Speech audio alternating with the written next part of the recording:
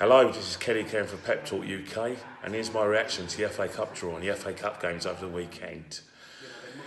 The first game was the lunchtime game at Vicarage Road on Saturday, where Watford overcame Crystal Palace 2-1, thanks to a winner from Andre Gray. In a second game at Liberty Stadium, a very controversial game where the ugly issue of VAR raised its head. Man City came from 2-0 behind to beat Swansea 3-2. And in the evening kick-off at Molineux, Man United lost 2-1 to Wolves. And yesterday, in a brilliant game at Millwall Stadium, the New Den, Millwall 2-0 down, 2-1 up with 94 minutes, and a mistake by their goalkeeper allowed Brighton to equalise. In a penalty shootout, Brighton overcame Millwall 5-4 on penalties. So the FA Cup draw, as it is now, is Watford will be playing Wolverhampton Wanderers, conquerors of Man United. And in the other game, Man City will be playing Brighton. Both games were at Wembley, and both games will be at the weekend of the 6th, 7th of April next month. Massive games. Man City go into this tournament as overall favourites and looking to do the quadruple, and will be looking to overcome Brighton. However, that is sandwiched between their game against Tottenham in the league, and also it's sandwiched between the two games between Tottenham and the Champions League quarter-finals.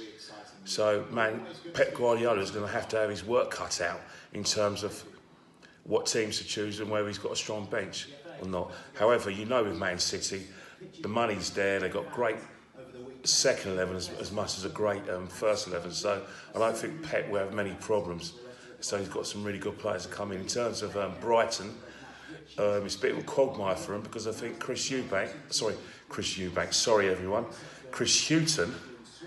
like I said, he's still flirting with relegation, and I don't think he expected Brighton to get this far. However, with the law of a cup final and Brighton not getting there since 1983 when they lost to Man United in a replay, I think the Brighton fans will be looking forward to a day out and looking to get to that cup final.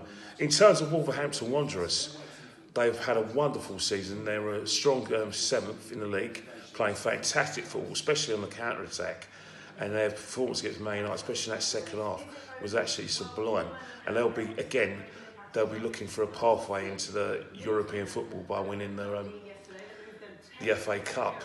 So they'll be looking to overcome Watford. However, Garcia's got a very strong side of Watford, and he plays a very, like I said, open game in terms of playing two forwards at times with Gray and Deeney. So for me, that is going to be a 50-50.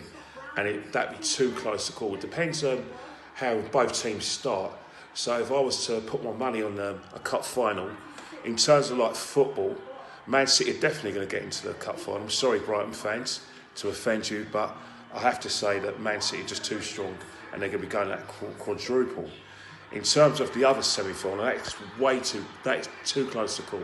You've got on one hand you've got Wolves in terms of their counter-attack and their solid defence, and on the other hand you've got Watford, who are also solid defensively, but very don't especially play in the counter line, but they do play on the wings with Hollybass coming down from left back, and also they have players like Delafeu, who's in fantastic form, and then Garcia's got a quagmire of whether to choose Deeney or Gray. But if I was a betting man, I'll say this is going to go into extra time, and I'll probably just go for Watford. To just sneak it into a final. So my final is going to be a Man City-Watford final. So who knows? Don't take what I have got to say. We never know. There's so much football to be played before the end of March and the beginning of April for those two semi-finals. But I've just got a sneaky feeling that we're going to have a North versus South final in terms of Man City and Watford. So I'll see you again soon. International Week. And remember, don't count your chickens, it's one game at a time.